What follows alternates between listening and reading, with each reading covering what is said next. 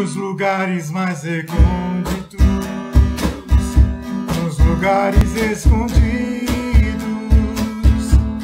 ali também habita o eterno Rei bendito. Nos lugares mais recônditos, nos lugares escondidos, ali também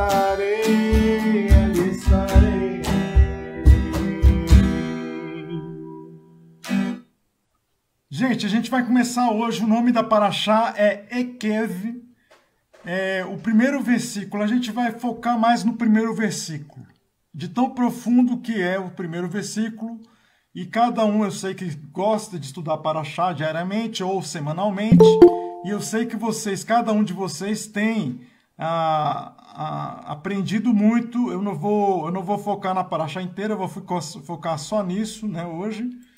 Deixa eu deixar aqui a Beni entrar, o Beni, permitir.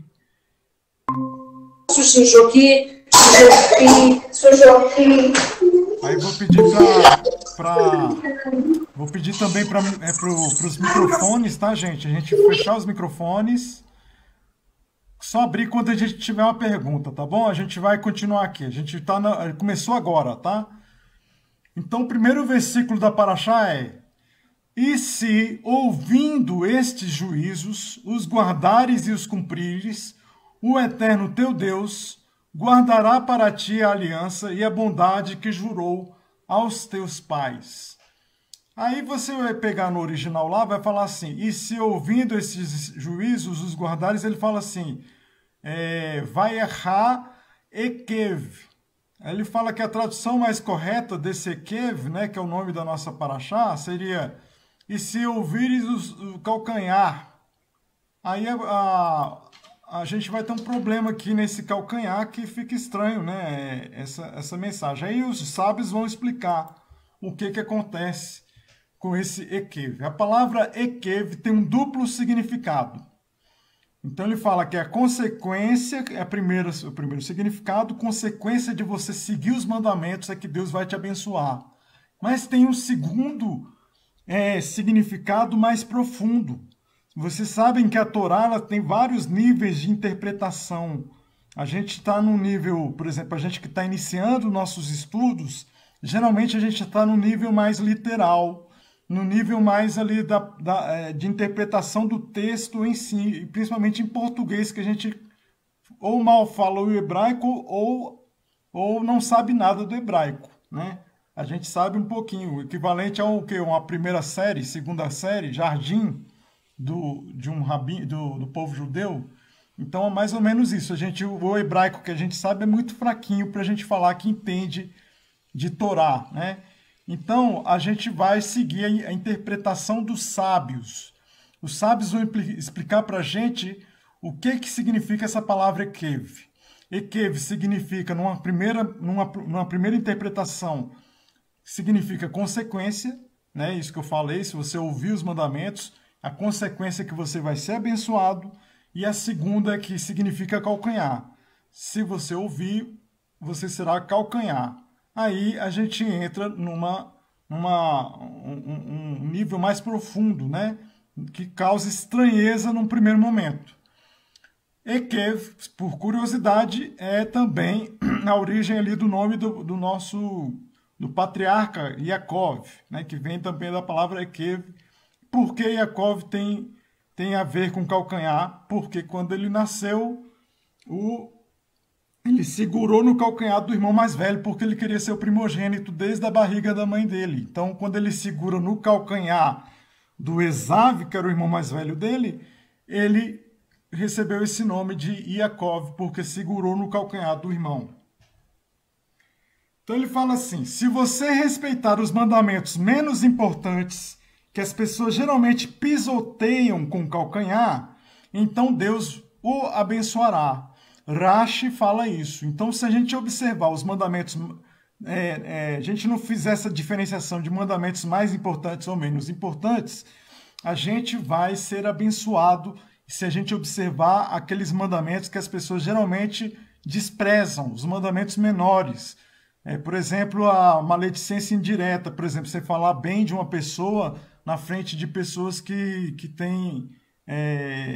até falar bem de uma pessoa na frente de pessoas que não gostam dela, diz que é errado. Então é um exemplo de mandamento pequeno que a gente precisa também observar. Esses pequenos mandamentos são importantes para a gente agradar a Hashem e para a gente ser abençoado também. Na geração de Moshe, as pessoas eram profundamente astutas e elas eram chamadas a geração do entendimento, chamada Dor Deá. Em contraste, a última geração precedendo a chegada de Mashiach é mencionada no Talmud como a geração dos calcanhares de Mashiach. Então, a gente está na geração dos calcanhares de Mashiach. O que isso significa, gente? A gente está na geração dos calcanhares de Mashiach. Significa o seguinte... Opa, o braço direito ficou curto, mas é mais ou menos isso. Aqui nós temos a cabeça, aqui nós temos o corpo e aqui nós temos as pernas. Ele fala que a gente é o calcanhar, os calcanhares de Mashiach. Nós estamos aqui nessa geração aqui, ó. Nós somos o calcanhar. A cabeça, as primeiras gerações aqui, que eram profundamente conhecedoras da Torá, conhecimento da Torá. Elas tinham conhecimento profundo da Torá. Então, a primeira geração aqui da cabeça é o conhecimento da Torá. A segunda aqui era conhecida pela Tefilá. O que é Tefilá em hebraico? Oração. Eles dizem que essa geração, eles iam acordar muito cedo, 4 da manhã já estavam na sinagoga. Era uma geração que a sinagoga, 4 da manhã, estava lotada de gente para orar. Né? Essa geração aqui do corpo. A geração que a gente está aqui das pernas é a geração da Tzedaká. Essa é a nossa geração. A geração da Tzedaká, o que é Tzedaká em hebraico? Tzedaká, num primeiro momento, seria caridade. Só que não é só caridade, gente. Não é só caridade. Caridade é uma interpretação mais fraca. A melhor interpretação é justiça social. Olha aí, justiça social. O que significa justiça social? Opa, justiça social. Justiça social é você fazer a distribuição, um ganha uma porção maior e outro uma porção menor. É você pegar dessa porção e fazer aqui, ó, a distribuição para que a gente tenha um mundo mais igualitário, entendeu? Então você vai dar um pouco do seu aqui para um que tem menos, outro que tem menos, e aí vamos fazer um mundo igualitário assim, pessoas que têm mais distribuem essa riqueza para os que têm menos.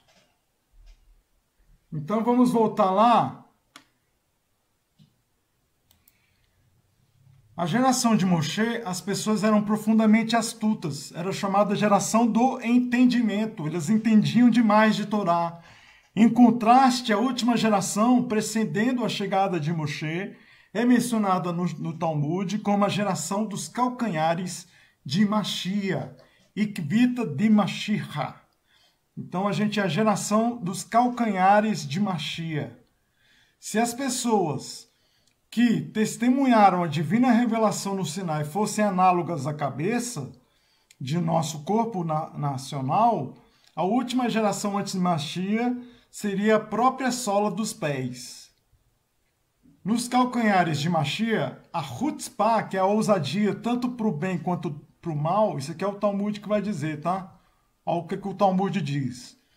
Então, nos calcanhares de Mashiach, a chutzpah, que é a ousadia, aumentará e a honra diminuirá.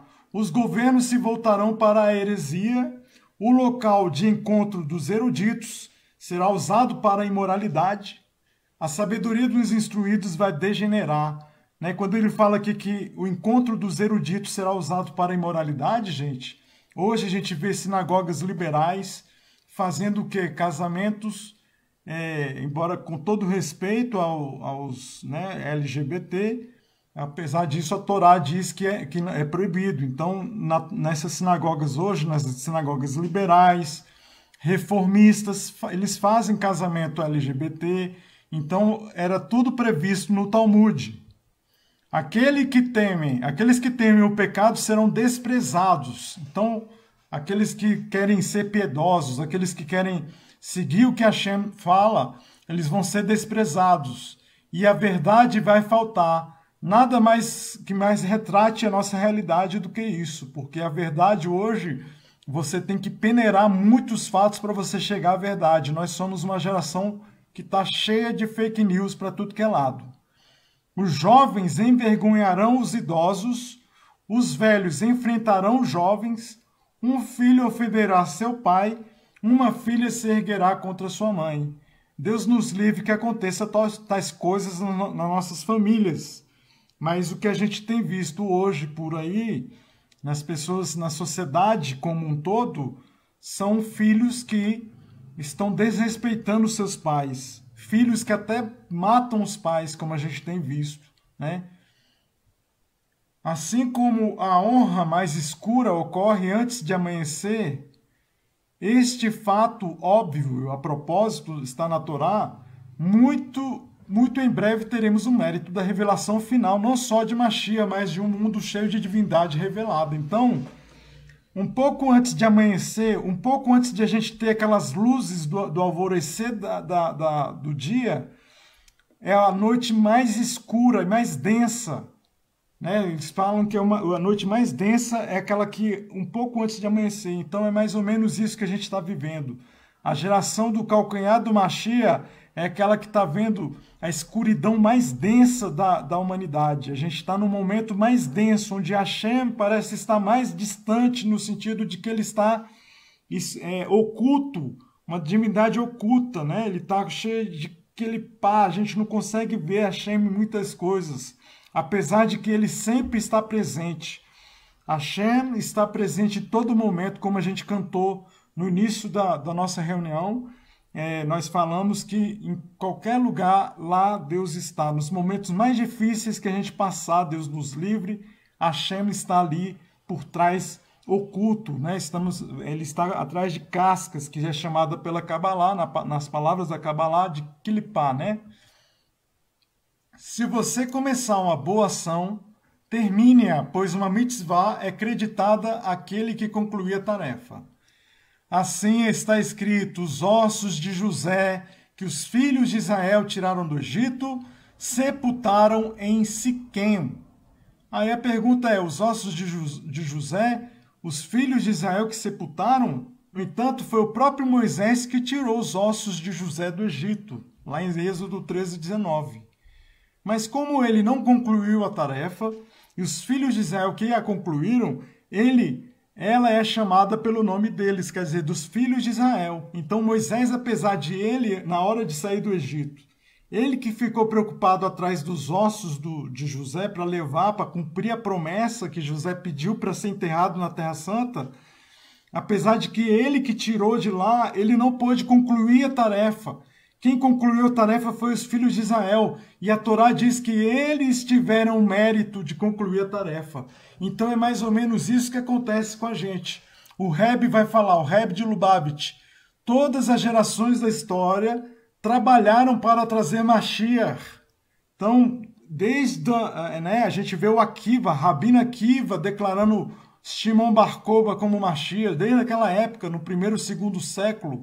As pessoas estão olhando esperando Mashiach, falando, não, aquele ali é Mashiach, vai ver, não é. Então, os judeus estão esperando o verdadeiro Mashiach há muito tempo, né? E cada geração eles estão fazendo um esforço muito grande para trazer Mashiach. Certamente a sua contribuição é maior que a nossa geração, que é a geração do calcanhar do Mashiach, uma geração que está no ponto mais escuro da nossa história da humanidade, né? Apesar disso, não obstante, nós somos a geração da redenção, o Rebbe diz. Uma vez que uma mitzvah é acreditada aquele que conclui a tarefa. Então, a mitzvah, o mandamento, é acreditado aquele que conclui a tarefa.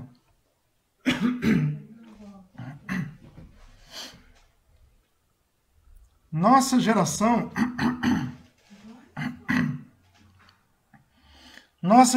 é a última geração da Galut, que é o exílio. E a primeira da Geulah, que é a redenção. Isso é o Rebbe que está falando. A Sirá, que é o discurso do Rebbe de Shabbat Vaigesh, de 5.751. Gente, a gente está em 5.780. Prestes a ir para 5.781. Há 30 anos, o Rebbe de Lubavitch, o Rebbe, ele falava... Baruch atah Hashem Elokeinu, Baruch atah Adonai Eloheinu melech haolam shekol nihabi baruch. Obrigado. Então, há 30 anos o Rebbe, ele falou que nossa geração é a geração da Galut. O Rebbe, ele não errou em nenhuma profecia que ele fez. Todas as profecias que ele fazia, ele acertava. E ele falou que a nossa geração é a geração da Galut. Que é a geração da Galut não, que é o exílio, né? A geração da Geulah, que é a redenção.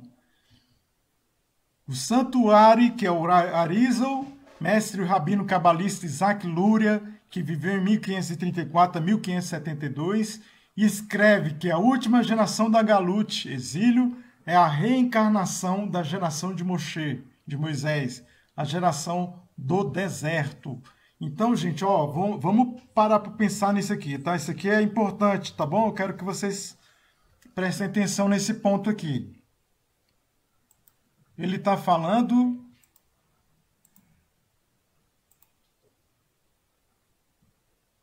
Ele está falando que a nossa geração...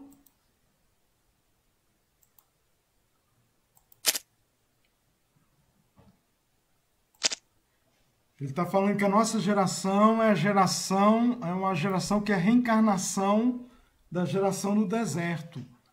Então, aqui a gente tem a linha da história. A geração aqui, ó, geração da saída do êxodo. A geração do êxodo é a mesma geração da Geulah. Não está dando para ver, Valmir. Não está dando para ver. Deixa eu ver aqui. Só um instantinho. Interromper.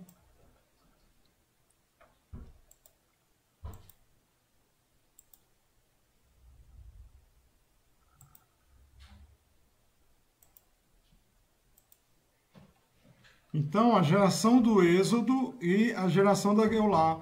Essa geração aqui é reencarnação. Essa aqui, ó, é reencarnação do êxodo. Isso aqui tem uma implicação muito forte, muito importante para a gente. Por que é importante? Por que é importante? Vamos parar para pensar aqui por que é importante. Deixa eu aumentar aqui.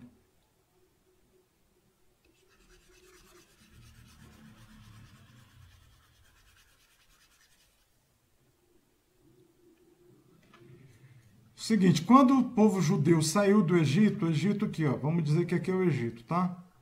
Que é as pirâmides do Egito. Quando o povo de Israel saiu do Egito, que é Israel. Entre o povo havia um grupo aqui que tinha saído do Egito, que eram os chamados como é que é o nome dele? Erev Rav. Erev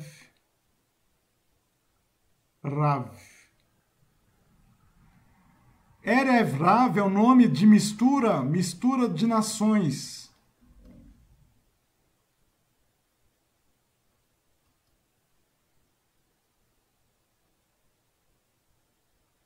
mistura de nações que saíram com o povo judeu do Egito.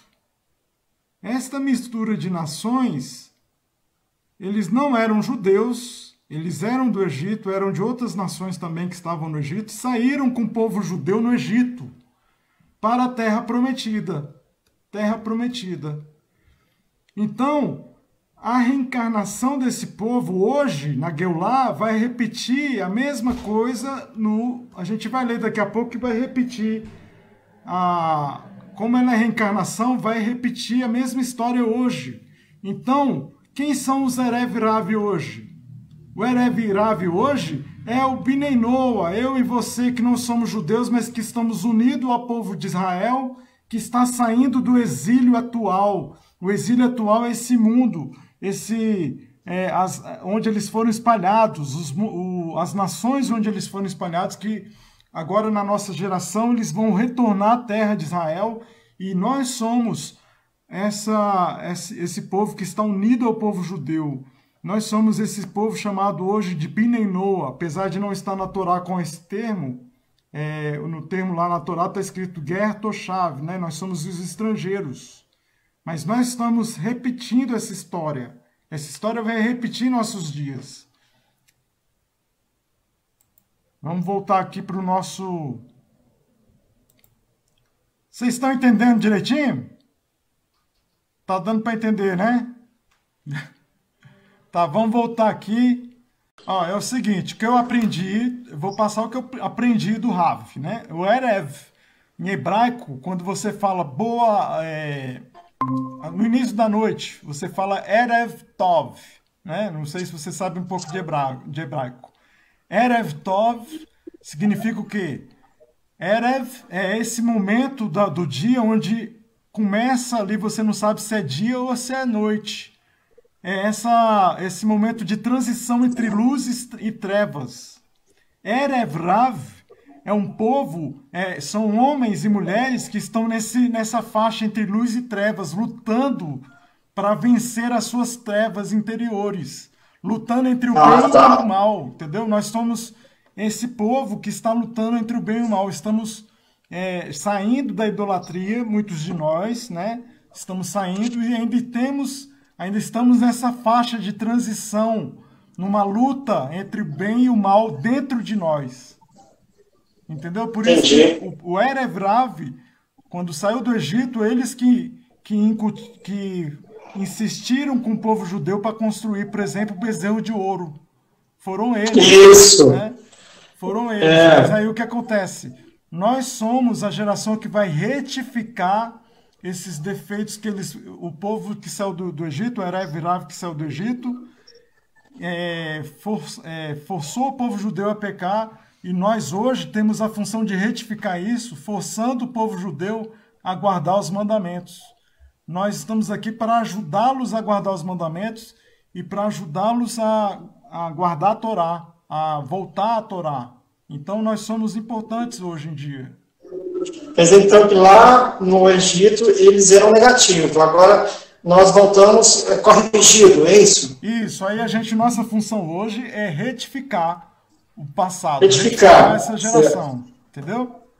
Entendi, bacana, gostei. Estou feliz em saber disso. Legal, né? A última geração da Galut é a reencarnação da geração de Moshe, a geração do deserto. Nas obras do famoso místico da Torá, o Luria, né, o Isaac Luria, que é o chamado Arizal, o Ari HaKodesh, está escrito que antes de Mashiach se revelar completamente, ele estará oculto de maneira semelhante à de Moisés, de Moshe, quando ele subiu a Monte Sinai para receber a Torá. Gente, vamos só desligar o microfone um pouquinho para a gente focar aqui e só abrir quando for perguntar, né? Então, ele fala que da mesma maneira que Moisés, ele foi ao Egito, né? A gente sabe que ele foi criado no Egito, depois ele saiu do Egito e ficou na casa do Itró, né? Do Jetro, e aí ele voltou ao Egito novamente para libertar o povo. Da mesma maneira que ele ficou oculto por um tempo, ele voltou da mesma maneira na nossa época. Mashiach, está oculto, esperando apenas se revelar. Há uma expressão que diz: não há rei sem povo. O Rebbe nos informou que em nossos dias não só o rei Mashiach existe em nossa geração, mas ele também está revelado, ele já está na nossa geração. O Rebbe, que não errou nenhuma profecia, disse isso. Então, é importante querer que você guardasse isso aqui. Não há rei sem povo. Vamos refletir um pouquinho sobre isso? Eu vou botar aqui novamente, vou ver se vocês conseguem ver. Não sei se vai dar certo, vamos ver. Então, a gente está na época do rei Mashiach se revelar, né? Vamos botar uma coroa aqui, ó. Isso aqui é uma coroa. A coroa muito mal. Então a gente está na época do Mashiach se revelar. É o rei. Mashiach é rei. Ele é o rei, né? Mashiach quer dizer ungido, mas das pessoas ungidas era o rei. Ele era ungido. Para alguém ser rei, ele precisa ter súditos. Súditos. Ninguém é rei sem povo, sem súditos. A gente tem dois tipos de súditos reais. Um que é obrigado, é o que se submete às leis de maneira obrigatória, e o que se submete às leis de maneira voluntária. Voluntária. Certo? Então, o que obedece à lei de maneira obrigatória e o que obedece de maneira voluntária. Esse aqui é o servo, que serve ao rei dentro do palácio. Dentro do palácio. Fora do palácio, nós temos esse pessoal aqui que serve a ele de maneira voluntária. Esse aqui é o judeu. E esse aqui é o Bnei Noah. Somos nós, que obedecemos a ele por amor e de maneira voluntária, assim como o judeu obedece também por amor, mas de maneira obrigatória, porque ele recebeu o juramento no Sinai. No Sinai, ele foi obrigado a obedecer os 613 mandamentos, enquanto a gente obedece obrigatoriamente 7 mandamentos, mas pode expandir esses 7 para outros, além desses 7, de maneira voluntária. E isso é o que vai trazer o rei sobre a terra. O mundo precisa ser preparado para o Mashiach com gente que obedeça a ele, seja de maneira obrigatória, seja de maneira voluntária. O mundo precisa estar preparado, por isso você está aqui no Brasil e não em Israel. Aqui no Brasil você pode se ver a Hashem e declarar o reino dele aqui e fazer outras coisas, trabalhando para que o reino dele tome toda a terra. Toda a terra. Certo? Não há rei, né? Isso aqui a gente leu. O Rashi escreve no final do livro de Daniel sobre as palavras: feliz aquele que espera que nosso Mashiach está destinado a se ocultar depois da sua revelação e voltará para ser revelado. Gente, Rashi é muito antigo, ele foi do 1º, 2º século, se eu não me engano. Ele já fala isso, que o Mashiach ia se ocultar e se revelar posteriormente. A idolatria pegou isso para fortalecer a sua tese da idolatria, né? Apesar disso, a verdade é essa mesmo, não tem para onde fugir. Aí eu entro com a pergunta: o que nós podemos fazer? O que a gente pode fazer para trazer Mashiach nos nossos dias, gente? O Rebbe nos disse que ele fez tudo o que ele podia para trazer Mashiach. E aí ele nos encarregou de fazer tudo o que estiver ao nosso alcance para trazer Mashiach imediatamente. Então o Rebbe deu essa incumbência da gente trazer Mashiach em nossos dias, da gente colocar todo o nosso coração, a nossa alma, para trazer Mashiach já, né? Como que a gente pode fazer, gente? Aí ele coloca: a gente tem que aumentar no estudo da Torá. certo? A gente tem que estudar a Torá, gente. Gastar tempo estudando a Torá, estudar com os nossos rabinos, ver os vídeos que o Rav Yaakov tem compartilhado, né? Hoje a gente tem muita informação na internet, apesar de a gente... você pode não ser muito versado no hebraico, mas você pode ouvir estudos, aulas de rabinos, principalmente da linha Chabad, né? Você vai ter o maior site de informação judaica na internet hoje, que é o site Chabad.org. Né? Você tem aulas do Rav Yaakov, aulas do Rav Shimon. Então, tem que investir tempo para estudar a Torá. Isso é que o Rav fala. O Rebbe fala para a gente fazer isso em primeiro lugar para trazer Mashiach. Então, estudar também a Hassidut. O que é a Hassidut? A Hassidut é a maneira judaica de servir a Deus com alegria, começado pelo Baal Shem Tov. Né? A gente faz os estudos do Tânia, que é Hassidut. A gente estuda um pouco de Kabbalah pela Hassidut também, através do Tânia. Então, a gente estudando isso, a gente está trazendo Mashiach em nossa geração. Número 2. Aumentar em Tzedakah, que é caridade, mas não só isso, é justiça social, todos os dias. Então a gente tem uma oportunidade agora de fazer Tzedakah lá para a sinagoga do Rebbe, do Rav Yaakov, lá no Beit Chabad do Brooklyn. Uma oportunidade da gente fazer Tzedakah, investir em uma casa de santidade, onde vai haver crianças estudando a Torá, que são futuros rabinos também. Então a gente tem essa oportunidade de investir nisso para trazer mais luz ao mundo. 3. Amar incondicionalmente o seu irmão, praticando atos de bondade. Então, judeu ajuda judeu, Binenô ajuda Binenô, Binenô ajuda judeu também, judeu ajuda Binenô. Então a gente tem que amar os irmãos, ajudando eles, fazendo atos de bondade. Se a gente se unir, se nos unirmos, a gente vai conseguir fazer obras grandes nesse mundo, para trazer luz e mais luz para os nossos irmãos e para toda a sociedade. 4. Ansiar pela redenção e exigir verbalmente de Deus constantemente. Nós queremos Mashiach agora, Mashiach now. Né? Então a gente tem que pedir para Hashem. Hashem, chega de exílio. Né? Não é só o judeu que está no exílio, a gente também está no exílio, no sentido de que nossa alma estava no Éden, e a gente precisa voltar para o Éden também. A Shekhinah de Hashem está no exílio porque ela não está no mundo aqui também.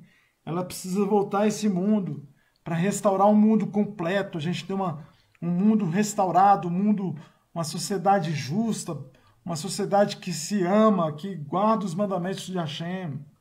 5. Servir a Deus com alegria, gente. Não adianta servir a Deus ser sisudo para servir a Hashem. Agora eu vou estudar a Torá. É porque é o jeito.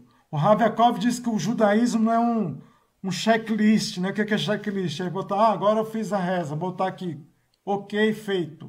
Agora, tzedakah, feito. Não é assim não. A gente tem que servir a Deus com alegria. A gente tem que servir a Hashem com todo o nosso coração, entendendo que cada mandamento é uma conexão que a gente faz com a Hashem. Não só com alegria, mas confiança de que estamos no limiar da redenção. A gente está faltando muito pouco, a gente está ali na porta da redenção. O que precisa fazer para ser feito, a gente precisa fazer, gente. A gente precisa se motivar, a gente precisa fazer tudo para trazer Mashiach já. 6. A gente deve tentar influenciar outras pessoas de maneira agradável a também fazer estas coisas. Então, influenciar outras pessoas não judias a guardar os 7 mandamentos, influenciar positivamente judeus a guardarem os seus mandamentos.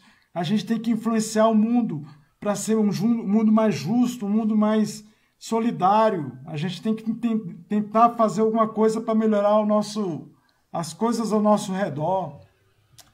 7. A gente deve falar aos não-judeus. Isso aqui o Rebbe estava falando para judeus, né? Mas a gente também tem essa função. Falar aos não-judeus que para que tenham uma vida perfeita, uma vida divina, Eles simplesmente precisam seguir as 7 leis dos filhos de Noé. São 7 mandamentos que Deus deu para toda a humanidade, que é não idolatrar, não blasfemar o nome de Deus, não roubar, não matar, não adulterar, respeitar os animais e instituir tribunais de justiça. Então, gente, terminar aqui nossa reunião. Eu vou abrir para perguntas, tá bom? Vou terminar aqui com uma frase aqui, que é a frase que a gente tem que fazer constantemente, pedindo para Hashem trazer logo o nosso Mashiach, para que ele venha se revelar aos nossos olhos o quanto antes, que é Yehi Adoneinu Moreinu Verabeinu Melech HaMashiach Leolam Vaed, que significa longa vida ao nosso mestre, professor e Rebbe, Rei Mashiach para sempre. É a musiquinha que fala assim: Yehi Adoneinu Moreinu Verabeinu Melech HaMashiach Leolam Vaed, Yehi Adoneinu Moreinu Verabeinu Melech HaMashiach Leolam Vaed. Ai, ai, ai, ai, ai, ai, ai, ai, ai, ai, ai, ai, ai, ai, ai, ai, ai, ai. Ai, ai, ai, ai, ai, ai, ai, ai, ai, ai, ai, ai, ai, ai, ai, ai, ai, ai, ai, ai. Certo? Alguém tem alguma pergunta? Pode perguntar. Alguém tem? Vocês entenderam mais ou menos? Deu para entender a mensagem? Deu? Gente, se vocês tiverem alguma pergunta, pode deixar ou no WhatsApp, tá? No nosso grupo Binenor Brasília, ou colocar no Facebook, está sendo transmitido no Facebook, nos comentários também, e a gente vai tentar responder. Se a gente não souber, a gente pergunta para os nossos rabinos, tá bom? E que a gente venha crescer aí no conhecimento da Torá. Você quer falar alguma coisa, Gnalls? Não, não. É porque eu estou aprendendo a mexer aqui no negócio. Não quero falar nada. Valmir, Oi! Pode falar. Diva.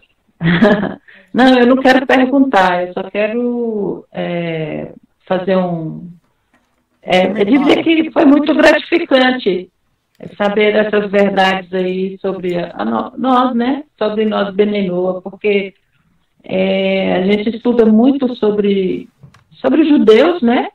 E, de repente, a gente fica meio perdido nessa transição. Mas é bom saber que nós somos esse calcanhar aí, e que temos essa responsabilidade de trazer o Mashiach dessa forma. Verdade, verdade. Baruch Hashem. Baruch Hashem. Gente, então continuo, tá lá no Zap, se vocês quiserem fazer uma pergunta, podem colocar lá a pergunta, a gente pergunta para o Rav Yaakov se eu não souber, se a Agnal se não souber, a gente faz uma pergunta, faz uma pesquisa, tá bom? O importante é deixar essa mensagem que a gente é geração da Geulah.